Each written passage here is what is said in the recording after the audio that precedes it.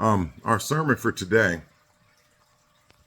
concerns our the strength of our faith, and that's really the cornerstone of what we're doing here. Is it all rests on the strength of our faith, and our faith comes from different places. Sometimes some part of our faith comes from our experience, of course. Because we learn as we go through life, how to recognize these blessings when they come to you, and how to compare, what's going on, in your life, and how you're able to respond to things as compared to what's going on in somebody else's life and the options they have to respond. And you can see a lot of times, if you look really closely, that there were dire situations that God delivered you from, that there was no deliverance from that. It had to be a higher power, and not everybody equates that to God, but everybody knows what a miracle looks like, and everybody knows what a miracle feels like, and they can call it good luck, they can call it a blessing, they can call it the forces of the universe, they can call it whatever they want, but it boils down to the power of God, and it shows how God is working in people's lives even when they don't understand what's going on. God is still working in their life, and he's going to perform enough works in their life to where they're going to see that who's performing these works. They're going to see where these miracles and blessings and manifestations, or whatever they want to call them, they're going to be able to see where all these things are coming from. And so eventually, everyone's going to get it, but we are blessed enough to where we have our faith. Part of it is based on the history in our family and the accounts that the elders in our family, stories that they can tell us that are really comparable with these stories in the Bible. And so if we understand that these people in the Bible are our people, and we understand that the people that are elders in our family are the extension of these people in the Bible, and we can compare the stories and the situations and the outcomes and how it all turned out to what's in here in the Bible, we can see a direct correlation with the same God that they were following, the same God that protected them, the same God that blessed them is the same God that we're following, the same God that's protecting us, the same God that blesses us. And this is how this is taught diligently to our children, because that's the reason why we do that, because we want to make sure that their faith is strong too. That faith is the cornerstone of what we do. And so even if you're and I'm talking really about the young people now, even if you haven't had very many situations where God has had to deliver you that you know of, or that you noticed. Everybody has these situations, but not everybody notices these things until they get extreme. And when things get extreme and you can see that, for a minute there, things are hopeless. And when you try to problem solve, when you're a young person, there's not a whole lot of problem solving going on, because your parents do a lot of problem solving for you, and administrators at school do problem solving for you. But when you get into the adult world, especially if you have kids and a family of your own, there's a lot of problem solving going on. And during the course of this problem solving, there are blessings that come from God. And if you're in tune with God, and you're in tune with the frequency that God sends, you get these messages, you get these memos, you get these alerts to tell you, which way to go, what to do, give you your options, all that kind of thing. And so if you're a young person, you may not have had these experiences many times, but that's where a lot depends on the elders that are around you and the level of trust that's built between you and those elders. And it may not be your mother, it may not be your father, it could be your aunt, it could be your uncle, it could be your friend's father, your friend's mother, it could be, one of your older cousins, it could be anybody that's close to you, that's close to God, that can relay messages to you through God. And so these elders are a very important part of bringing up the next generation and getting them to adhere to what we're doing. And so if these young people don't trust you, then they aren't coming to you. They aren't going to believe you. They aren't going to listen to you. They aren't going to follow you. They have minds of their own. And this next generation coming up is a particularly impatient generation. They want instant gratification. They want to see the results right now. They live in a time where technology provides answers for them immediately. You don't have to really search for the answer. If you can spell it, you can find the answer. And even if you don't spell it, the machine is going to correct your spelling and you're still going to get to where the answer is. And they expect answers in life from God, from parents, from everybody to come that instantly. Because if you don't give them some kind of thing, something they can hold on to right away, they're going to find it somewhere else. And that's where the dangerous part begins. That's where we have to really pay attention to what's going on. Now more than ever, we're getting closer and closer to this global disaster, this apocalypse, that's supposed to take place. You can see everything is ramping up and mounting up, and it is getting ready for the explosion. We see all these diseases coming across that are communicable diseases, and some of them don't have a cure, and they don't know what to do about them.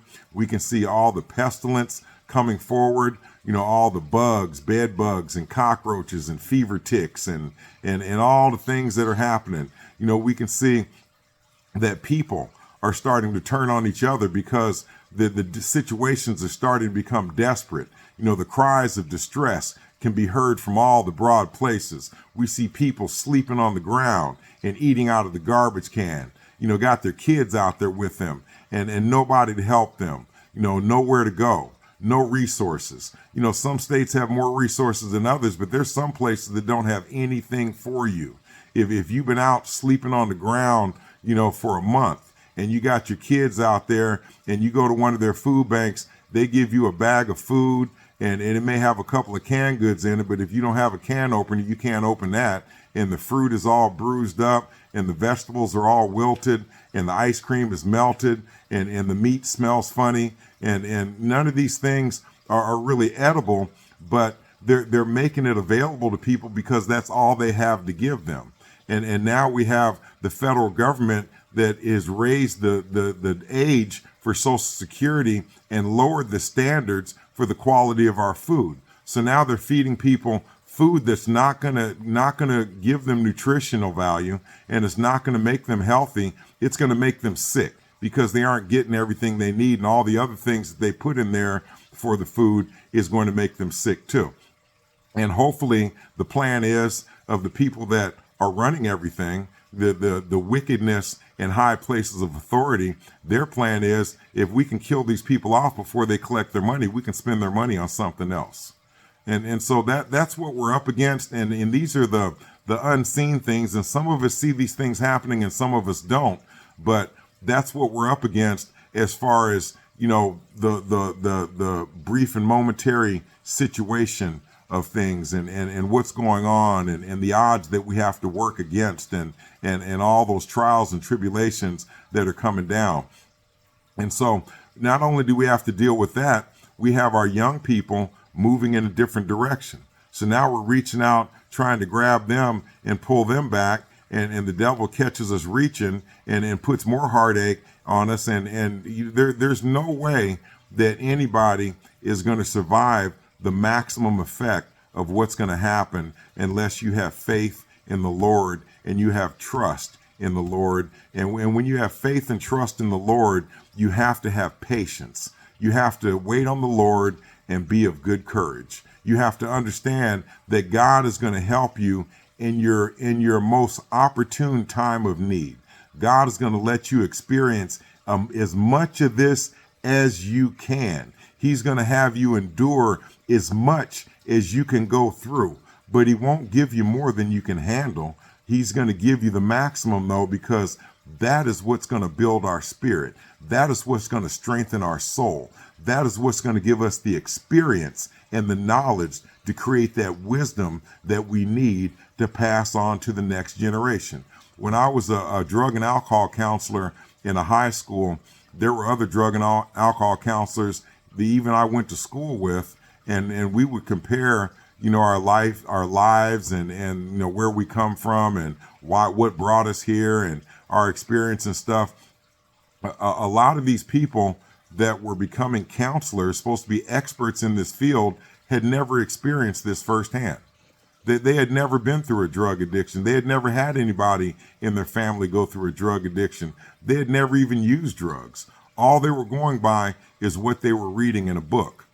And so if we understand that that didn't work for them, because when I became a counselor, it seemed like the children, it was a drug and alcohol counseling job in a high school, and the children would gravitate to me because I had firsthand knowledge and information about what they were going through. I had experienced it myself. That's like when somebody has a tragedy in their family and you say, I understand what you're going through, and you can't understand what they're going through unless you've been through it yourself. And so all you can say is, I can only imagine what you're going through, because if you haven't done it, then you're only imagining what it must feel like.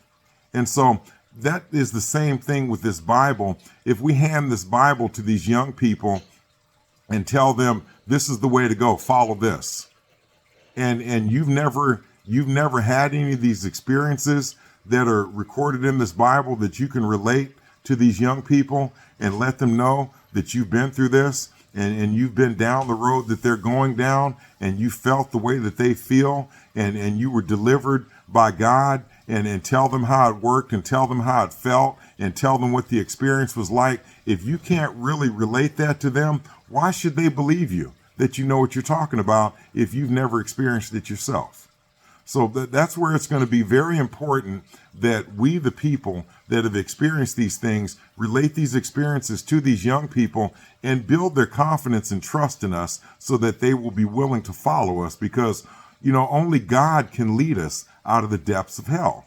And that's where everything's going to be. Everybody's going to feel like they're in the depths of hell. In some of these other countries already, they feel like they're in the depths of hell. That life isn't going very well for them. People are dying. People are starving. People are dying of thirst. People are dying of malnutrition and disease and pestilence. People in these other countries are actually dying.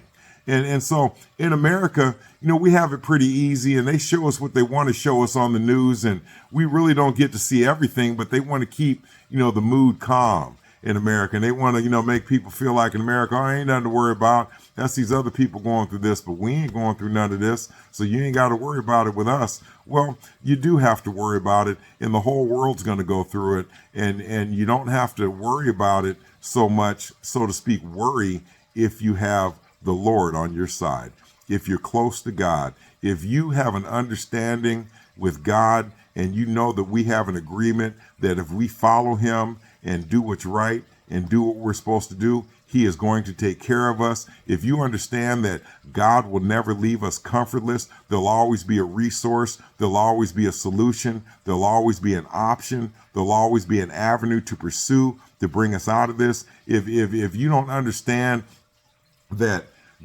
the wickedness in high places is all part of the plan, and it's all part of the balance, and just because there's wickedness in these high places doesn't mean it's going to come nigh you. If you don't understand that there's a lot of people that are going to have to suffer, and a lot of people that are going to die, and it's going to be horrible, and if you hear about it or see it or are there to experience it, it's going to be traumatic. I mean, it's going to be horrible things happening, but what you have to remember is it didn't come nigh you. And even if it does come close to you and you get sick or you get injured or you find yourself in a hopeless situation and things aren't going right and it looks like it's getting dim, the light's getting dim, and it's dark out there and it's cold and you're starting to shiver and now you can't speak and your heart rate has changed and you feel like you're slipping away and you're starting to see the lights and visions of your life are flashing before your eyes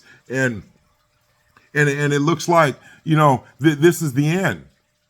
If you cry out to the Lord in your heart, you don't even have to cry out. If you cry out in your heart, God will hear your cries, and he will. And I can't promise you that every single person that is on their deathbed is going to be delivered back into full healthy, happy life, by God. But God will deliver them one way or the other. Either he will bring you back in this world or he will bring you to his world. But either way, you will experience the glory and salvation that God has to provide it for us. You know, we all worry about death, and we all worry about tragic things happening to us or our loved ones. And we all worry about the separation anxiety that we're going to go through because we're not going to see those people anymore. And we all think about, you know, how we could have been nicer, or how we could have spent more time with them, or how we could have, you know, done it. We all have those thoughts, those afterthoughts. But what we need to really focus on is what death is really all about. It's about a new life. And so when this life is over, there's another one for you. And you do as much as you can in this life, because here in this life, it's not, you know, a lot of people think that you only got one life to live. You know, you got to live it to the fullest every day. And that is true. But what is your life full of? What is your life full of? And what are you living to the fullest? Are you living to become closer to God, and that's the fulfillment of your life? Or are you living to be closer to a different God, like maybe more money, or maybe fancy things, or maybe, you know, social activities, or you live to be seen in public in your new clothes, in your fancy car, or you live to throw this party that everybody's talking about it and everybody had so much fun at, or you live to travel to these places that you always wanted to see, or you live to, you know, hang out with these people and do these things that, you know, you always wanted to do? Or do you live to get closer to the Lord? Do you live to help some of these people that are distraught? Do you live to help and listen to some of these cries of desperation that can be heard? Do you live to help some of these children that are on the street suffering? Do you live to help rescue people that are down and out, and they're in the whirlpool of the water, and they're being sucked down in, and they're reaching up, and they've got a hand out? Are you going to reach their hand, or are you just going to say goodbye?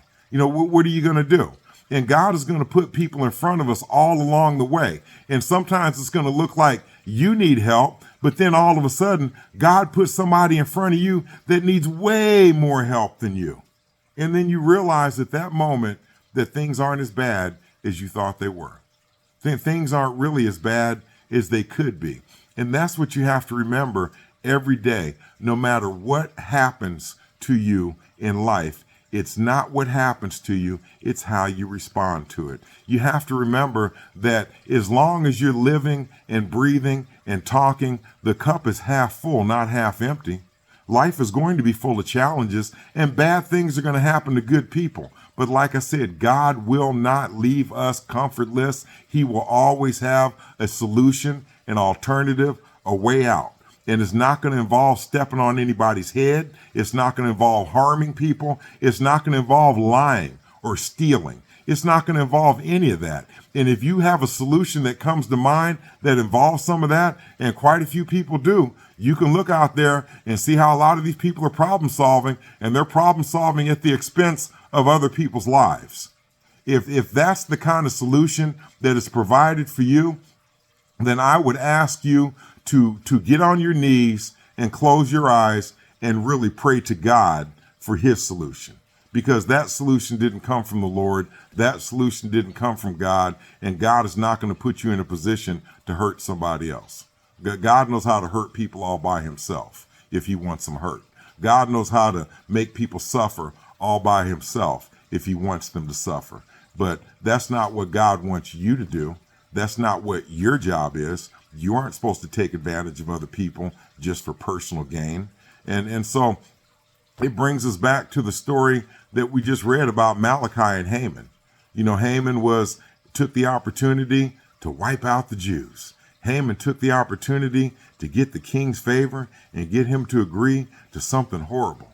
And he didn't know that God was just testing him. If he hadn't started that and did all those things he did, all the way down to building those gallows in front of his house and being sitting in the king's court that day, you know, ready to point the finger at Malachi, ready to take him over there and hang him right now. He had no idea these tables were going to turn, but you see how fast they turned.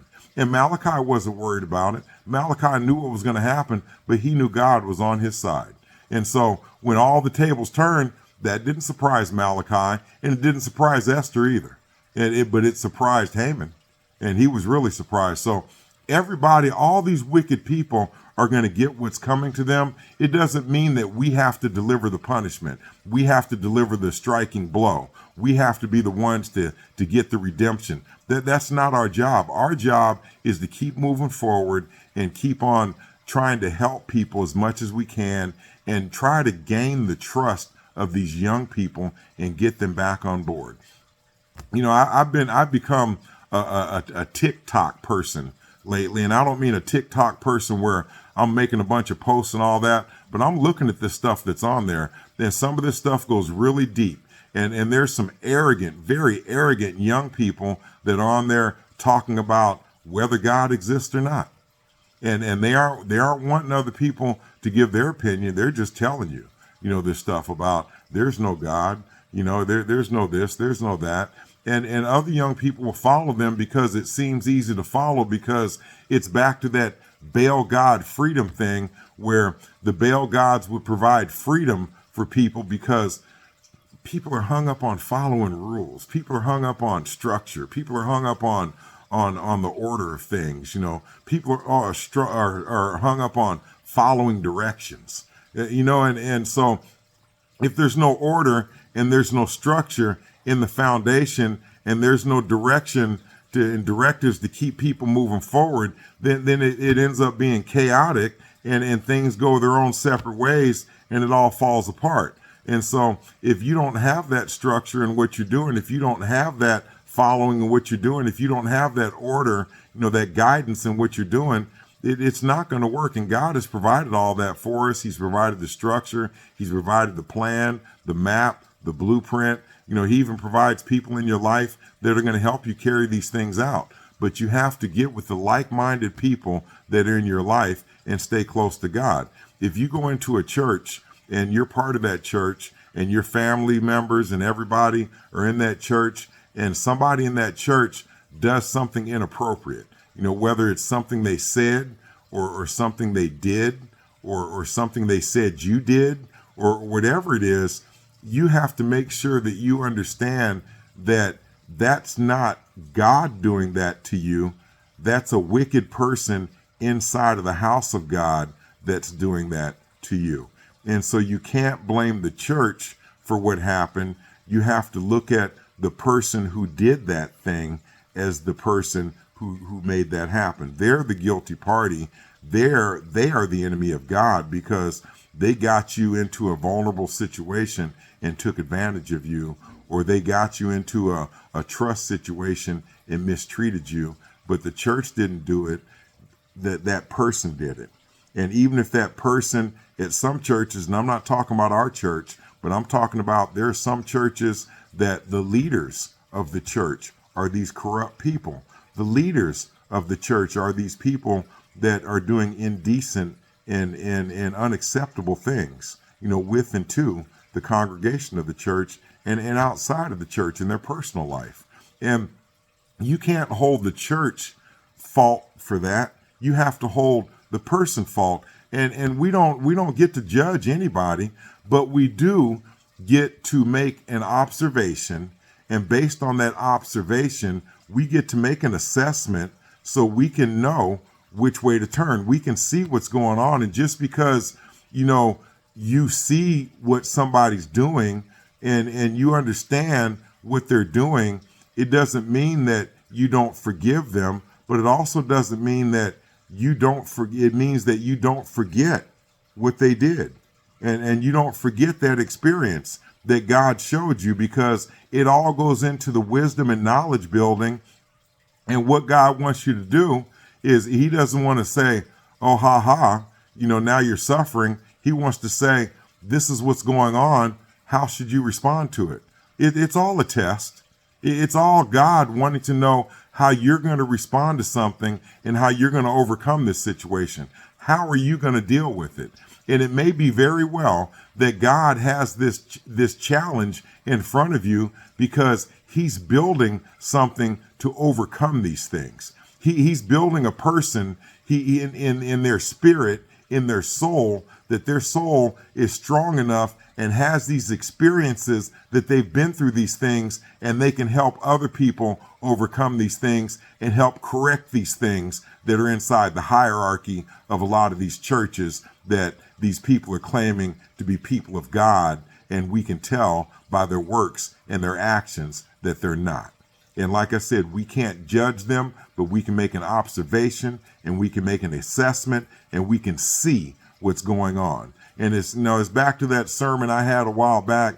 It is what it is. You can't leave it like that. That's a famous, popular cliche of the day and time. It is what it is. And usually when people say that, they walk away from it. My motto is, it is what it is. Now let's find out, what is it? And once we find out what it is, how do we respond to it? We have to respond to every situation, and it may be a fight or flight kind of thing. And most people understand that fight or flight inside of us when we encounter a challenging situation. Fear, becomes our heart, and we're challenged with either we're going to stand and fight or we're going to run away. Which one are we going to do? And sometimes it's best to walk away. Sometimes God will tell you to walk away. God will tell you to run away. God will tell you, saddle that ass and get to wherever you're supposed to get to and get out of there. God will tell you that sometimes, but most of the time he wants you to stand in the heart of that situation and open up your eyes and see what's really going on, so you can gain that wisdom and that knowledge from that situation and that experience to know what to do next time you see it. And next time you see it, you're going to know what it looks like because you remember what it looked like. You remember what it felt like. You remember what it sounded like. And you store all these things in your store of wisdom and knowledge so that you can use these tools later on in life. And once you get, up into the age where, you've lived, you've lived several decades and you've been around the block a few times and you've seen a few things, you're going to start to be able to look back and realize that hindsight is really 20/20, and you get a clear vision on what happened in the past, and you get a better understanding of why it happened. But the most important thing is you get an understanding of the wisdom and knowledge that was gained and the purpose for gaining that wisdom and knowledge. And so that's complicated for a lot of young people to accept, because they want things, like I said, right now. They want instant gratification. They don't want to wait on the Lord. They don't want to be of good courage. They want something to happen right now.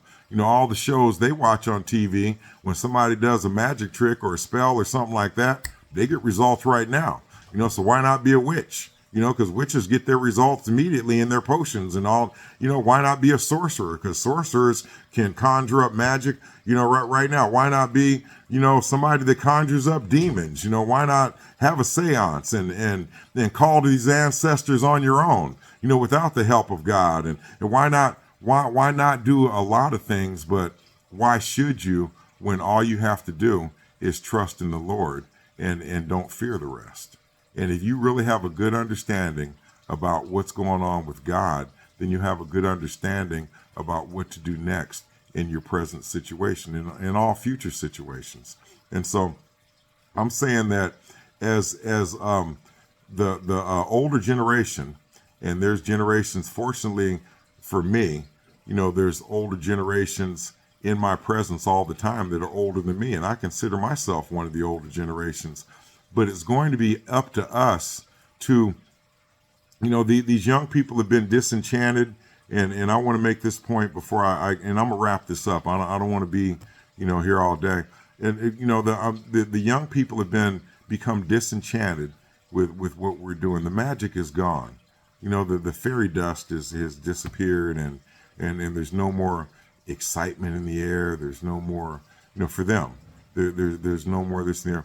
We have to make it a point to reach out to these young people and formally apologize. Apologize for what they've been through. Apologize for what they've experienced. Apologize for what people have done to them and what's happened to them at the hands of other people. Really?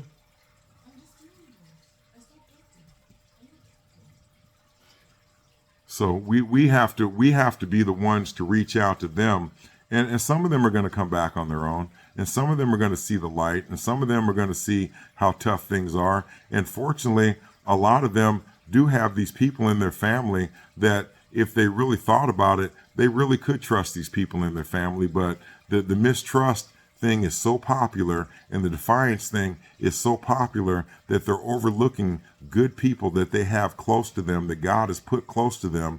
But this is the way back for them. These are people that are rowing that boat, and as they swim up to the boat to get back on, these are the people that are going to reach their hands out and pull them back up on the boat. Not all of them have these people like that, and that's where we come in. And we have to reach out to every young person that we come in contact with, and find out where they're at in their heart with this. And if they have moved away, if they've walked another direction, if they're headed in down a different road, we have to find a way to get them back on track. We have to lead by example. It's going to take a leading by example. You can't just tell them, what's right and what's wrong. They've heard all that before. That's what got them into the situation that they're in now. But we have to show them what's right and what's wrong. We have to behave in front of them the right way and not the wrong way. They have to see that our behavior is consistent. What we do at church is the same thing we do at home. The way we act at church is the way we act at work. The way we act at church is the way we act when we're off work. We don't do anything out of character, because that character in church is who we are.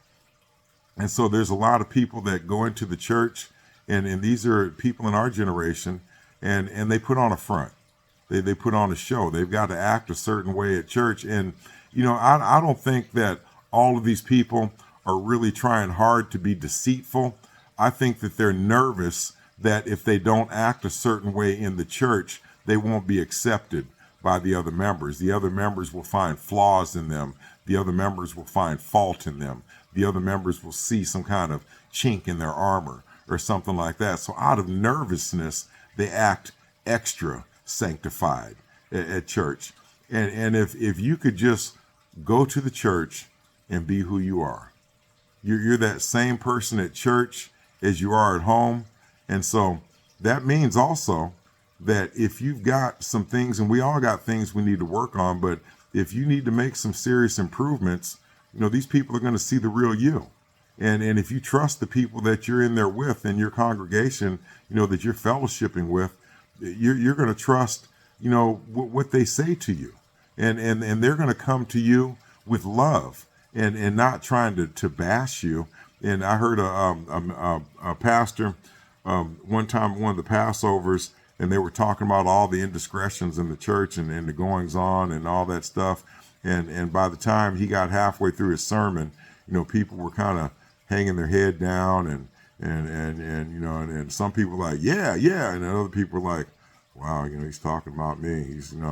And he tried to tell them in the middle of the sermon, this isn't a beat down, it's a build up. And that's what we have to let these young people know. We didn't come to beat you down. We came to build you up. We came to show you the way back. We came to show you the light. We came to help. And like I said, we have to apologize to them about what they've experienced and what made them feel like they should leave in the first place. Because we have to remember that these young people don't have the experience that we have. These young people didn't go through the things in life that we went through. These young people don't have that wisdom that was gained through these experiences like we do. All they have is what's in front of them. All they have is today. And we all know tomorrow's not promised to any of us. And so we just have to be more mindful of who's watching us and what our behavior is like, and our accountability, our integrity. We have to make sure that every time we make a decision, every time we make a move, every time we do something, we're consulting God about it. And even if it's just a brief consultation. You don't have to, every time you make a decision, fall down on your face and sackcloth and ashes and whip yourself and beg God to, listen to you. Lord, hear my cries. I mean, just in a slight decision, Lord, help me with this choice. And that's all it takes. I mean, we're in constant communion with God. And even though we aren't praying to him every minute of the day and we have other things going, our afterthoughts of what we're doing, the side thoughts we're having are godly thoughts. The songs that are coming into our head are church songs. The stories that are coming to mind are biblical stories. The people's faces, that are coming to our mind are people that we want to do good things for or do good things with. It's all positive energy. It's all happy energy. And once you create an environment that's completely positive like that, that's where it's at. That's what we're trying to do. We're trying to keep all the negative energy out of our positive environment. And if you sense that negative energy, that's what the church is for. The church is like a relay conductor. It's like what do you call those? An adapter. It's like an adapter. If you've got some negative energy, you can come plug into the church, and the church will absorb that negative energy, and you'll leave there with positive energy. And that's what the church is really about. And so everybody doesn't have to go to church to get to heaven, but church is that spiritual renewal that we need, and that fellowship with each other that we need, and that social interaction with like-minded people, that we need to keep our focus on track, to keep moving in the right direction. It's like when somebody goes to a psychiatrist and they're laying on that couch, and the psychiatrist is saying things, well, how does that make you feel? What do you think you should do about that?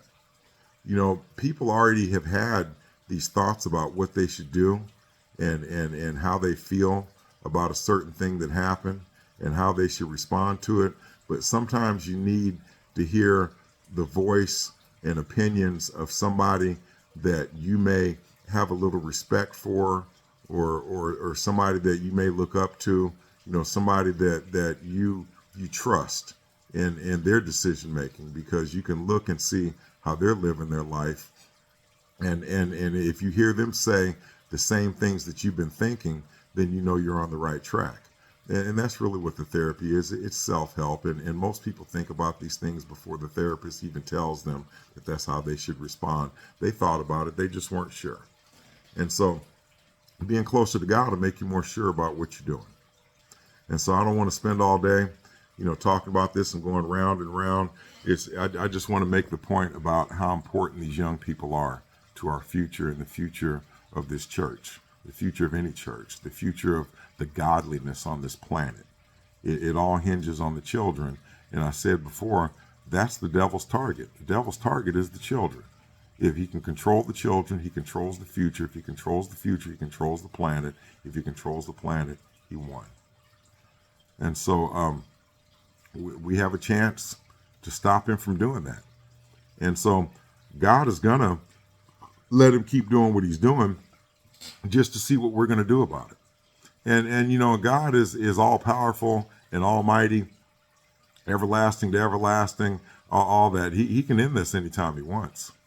But it's for us that he lets these things go on to see how we're going to respond to him and how it's going to build us, who it's going to make us into. This isn't the only thing that we have going here. After this life, there's going to be more. And so we're getting ready for what's coming next. And just like we prepare ourselves for the future in this life, we prepare ourselves also for the future of the next life to come. And so I just want to remind everybody that the young people are our future, and we have to look out for them. And if necessary, we have to apologize to them to bring them back into something that's pure and wholesome, and get their trust back. Get their that integrity back that the church is supposed to have, that the elders are supposed to have. And so I don't want to keep harping on this. It's not a beat down, it's a build up. I want the Church of God and Saints of Christ to pray for these young people. Amen. Amen.